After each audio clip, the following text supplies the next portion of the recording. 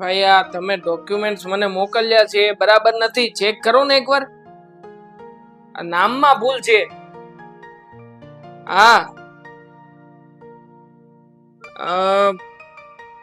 નહીં, બાકી બીજું બધું તો બરાબર છે, પણ તમે નામ તો સરખું કરો તો પછી હું કાયદેસરની કાર્યવાહી કરાવી શકું ને. સેજલ કેટલી વાર છે? પછી મને લેટ થાય છે. અરે હા, બસ આવું છું. હા હા, હું ઓફિસે આવું પછી મળીને વાત કરીએ.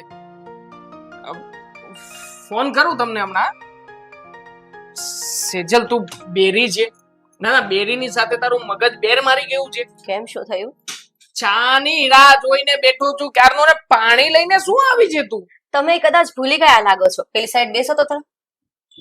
બેસી જાઓ એ સાઈડ. લે શું? હાલ્યો, આ પાણી પીવો. મગજ ઠંડુ થાય તો શાયદ તમને યાદ આવી જાય કે પપ્પાએ પર્સનલ કામવાળી રાખી છે, એને મારે હાફ આવરનો ટાઈમ આપવાનો હોય છે ને પપ્પાની સ્પેશિયલ રસોઈ બનાવવા માટે. અને જ્યારે એ રસોઈ બનાવતી હોય ને ત્યારે મારાથી કિચનમાં નથી રહેવાતું. આ રિવાજ તમને યાદ નથી? સેજલ, રિવાજ મને યાદ છે, પણ તારે કામવાળીને કહેવાનું કે સ્પેશિયલ પપ્પાની કામવાળી છે. પપ્પાના સ્પેશિયલ કામ ભલે કરતી, પણ મારો સ્પેશિયલ સમય છે ઓફિસે જવાનો, એ સમય સ્પેશિયલ ચા મને જોઈએ છે. એ સમયે સ્પેશિયલ ચા બનાવવા માટે મને સ્પેશિયલ ટાઈમમાં નથી રહેવા દેતી કિચનમાં.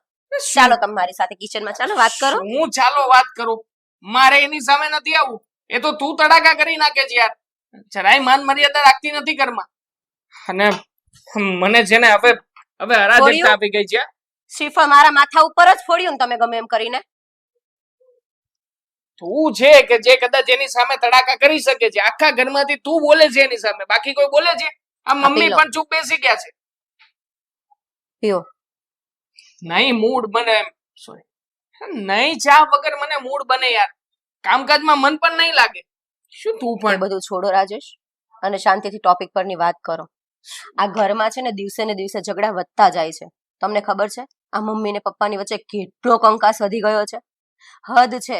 અને જો રાજેશ આ વસ્તુ ઉપર પ્રતિબંધ નહીં મૂકીએ કે નહીં અટકાવીએ ને તો કાલનો સૂરજ એવો પણ ઉગશે કે મમ્મી ને પપ્પા અહીંયા દિવાલ ચડાવશે, એકબીજાનું મોઢું નહીં જોવે. મેં કર્યો હતો પ્રયત્ન, તે કહ્યું હતું ને એ પ્રમાણે, પણ પપ્પા કોઈ વાતે માનવા જોઈએ ને. પપ્પા તો ક્યારેક ક્યારેક માનતા હતા, પણ ઘરમાં ન જાણે આ મોટા ભાઈ દર વખતે ક્યાંથી વચ્ચે આવી જાય છે. એ પણ કહેતા હતા કે નહીં, આ નોકરાણીને રાખવી જોઈએ આપણે. હે? હા, મેં કહ્યું શું ફાયદો છે? તો ફાયદો તો ગણાવી નહોતા શક્યા. હવે આ નવું ચેપ્ટર ખોલે છો. આટલું બધું સ્ટડી મારાથી નહીં થાય, પ્લીઝ. સ્ટડી શું મારાથી? તો આ કઈ, હું શું કઉ છું, એક વાર કામવાળી ઘરમાંથી જતી રહે ને એટલે બધાને નિરા. અને હું તો એમ કહું છું કે એક કામવાળીને એક ગોળી મારી દીધી હોય ને તો સીધી ઉપર. ઓ બટા, એ ભગવાન, તમને નથી લાગતું કે તમે વધારે પડતું બોલી ગયા? જરાય નથી લાગતું. લે, પણ ગોળી મારીને મારી નાખીએ તો એમાં એ શું વધારે પડતું બોલી છે? બરાબર તો છે, એના હિસાબે તો હોળી ખડકાણી છે ઘરમાં. ઓ કામ વાળી વિશે છે ને કઈ શબ્દ નહીં બોલતો. એ કેટલી મહેનત કરે સમજો. વાસણ એક નંબર રાખે, રસોઈ એક નંબર બનાવે, અને પપ્પા એક નંબર બની ગયા. પેલા પપ્પાનો સ્વભાવ કેવો હતો ને અત્યારે કેવો છે દરેક વિચાર તો કરો. પપ્પાના પર્સનલ કામ સિવાય કઈ કામ વાળી કામ નથી કરતી, તો તમને કેવી રીતે ખબર કે કપડા એક નંબર રાખે, આ વાસણ એક નંબર થાય? હે, એ બધા કામ આજ કરે છે. હા, અડધા તો હું કામ કરું છું. શું બોલ્યા? અડધું મગજ બેનું થઈ ગયું. નહીં, અડધા કામ તો આપણે ભાઈ કરે છે એમ કીધું. એવું કીધું નથી બોલ્યા? નહીં. ઓહો, ભાઈ એટલે ને લાગે છે મગજની એકાદી નસ ઓછી કામ કરતી હશે. બહુ બટ્ટા કોઈ દી આવું નહોતા બોલતા. આવું બોલતા કેમ થઈ ગયા? તમે કોઈ દિવસ આવું નહોતા કરતા, આવું કરતા કેમ થઈ ગયા? હંમેશા તમે મારા પક્ષમાં બોલ્યા છો. પપ્પાને પણ ખીજાણા છો, મમ્મીને પણ ખીજાણા છો, પણ આજે કેમ તમે આ ઊંધો પક્ષ લઈ રહ્યા છો? હે, કામવાળીને લઈને તો કહું છું તમને કે કામવાળીને ઘરની બહાર કાઢવાની છે. એની માટે પ્રયત્ન કરો મોટા ભાઈ, જરૂર છે અમને. બસ કામવાળી માં હું પડી ગયા તમે?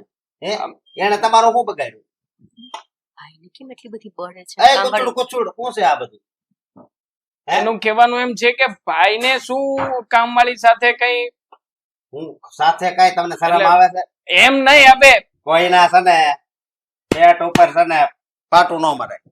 પેટ અહીંયા આવે? ના ના, અહીંયા આવવાનું કેથી શરૂ થઈ ગયું છે? હવે તું બધુંય પૂછાય હો. નીચે આવે ભાઈ, જરા પેટ અને હૃદય વચ્ચેની મર્યાદા તો રાખો. બસ ઈ ખબર પડે છે પણ પાટું મારતા જરી કઈ નથી અસકાતા હો. લે મેં ક્યારે કોઈને પાટું માર્યું છે? તા હું ધંધા આદરા છે કામ વાળીને કાઢવાના. એમ નહીં આકાશભાઈ, મારી વાત સાંભળો. આ કામવાળી વગર કંકોત્રી આપણા ઘરમાં આવીને ધામા નાખ્યા છે આટલા દિવસથી, અને આ મમ્મી પપ્પા વચ્ચે આટલા બધા ઝઘડા થાય છે. ઈ તમને નથી ખબર પડતી કે ઈ અહીંયાથી જતી રહેશે તો મમ્મી પપ્પા વચ્ચે ઝઘડા ઓછા થઈ જશે? વાત મમ્મી પપ્પાના ઝઘડા સુધી નથી, મારી ચા સુધી પહોંચી ગઈ છે. હું હવે સમયસર ચા નથી મળતી ઘરમાં. હું આપી હું બનાવી દઈ તમને મને આવડે છે. તમે ઈ શું? માર મને નથી ઊભી રહેવા દેતી રસોડામાં, તમને ઊભા રહેવા દે? મને ઉભા રહેવા દે. સ્વભાવ આપણો આમ જો સ્વભાવ મતલબ કેવા શું માંગો છો? આનો સ્વભાવ ખરાબ છે એમ? તો જ આમ હોય ને નકર થોડું આમ. ભાઈ રેવા દેજો હા, તમે છે ને પ્લીઝ અત્યારમાં છે ને ખોટો મગજ ગરમ ના કરો, બાંધવાનું થાય એવું ના કરો. પલીસ પલીસ તારી પાસે રાખ અને કામ વાળી નામ છે ને સારી રીતે લેવું હોય તો લેજો નકર પછી મારથી કોઈ ભૂંડું નથી યાદ રાખજો. શું? થયું છે પણ ભાઈને થી સમજાતું કેમ હોય તો અવાજ બેહી ગયો આમ તાણીથી બોલો? કઈ ગયો બધો પાવર? એ હો બેટા તમને કહું મોટા ભાઈ, આ ઘરની લક્ષ્મી છે, તમે હવે એની સામે આવા તું તડાકા કરશો? ઈ લક્ષ્મી લે, ઈ સ્ત્રી છે. એટલે લક્ષ્મી ક્યાંથી થતી? એ કામ વાળી નોકરાણી ને પપ્પાની પર્સનલ નોકરાણી છે. લક્ષ્મી કેવી રીતે થાય? થઈ જાય શું? લક્ષ્મી થઈ જાય. સાહેબ, મોટા ભાઈ, હા તમને આમ કઈ બીજું કઈ પ્રોબ્લેમ જેવું છે? નહીં તું હાથ નહીં પકડતો દુખે કેમ? કામ કરી કરી કાઈ નહીં. પણ તમે ક્યાં કોઈ કામકાજ કરો જ છો ભાઈ? આખો દિવસ નવરા આટા માર. બોલિંગ કરવા ગયો તો આ હમણાં તો બોલ્યા હતા, મેં તમને કીધું તો ખરા ભાઈ શું બોલ્યા એમ, કે અડધા કામ તો ભાઈ કરે છે આપણે ઘરના.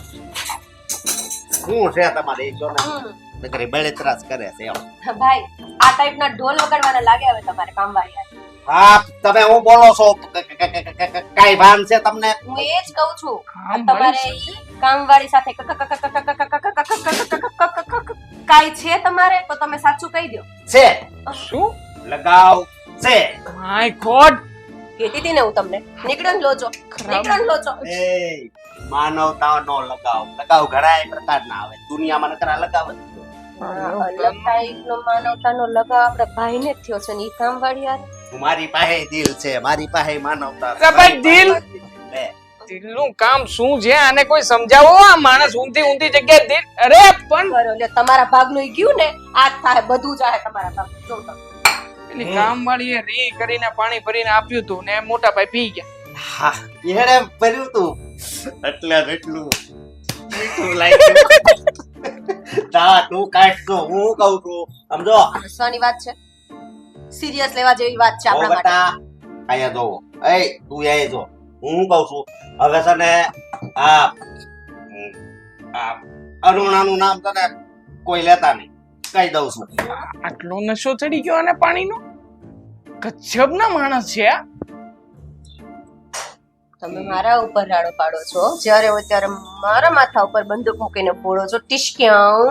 અને આ જો ભાઈ શું કરે છે આ કામવાળી, હવે ખબર પડી કે આટલી બધી ઉછળી ઉછળીને ઘરમાં કેમ ચાલે છે. તપાસ કરવી પડશે. હા તો કરો, હું એકલી નહીં કરું. હવે જોવું પડશે કે આ મોટા ભાઈ શું ગુલ ખીલાવી રહ્યા છે ઘરમાં. અને ઓફિસે જવાનું 2 દિવસ બંધ રાખશો ને તો કઈ લૂંટ નહીં આવી જાય, બરાબર છે? તું કઈ છે એમ બસ. જેવો તમે હુકમ કરશો મહારાણી એમ જ કરીશું. અમે પાણી મળશે?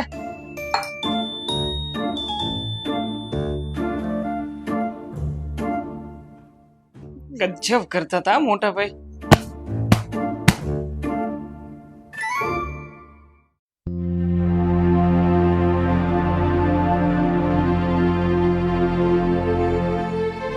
હવે આવી રીતે બધાએ બસ આ મૂંગા બેસી રહેવાનું છે?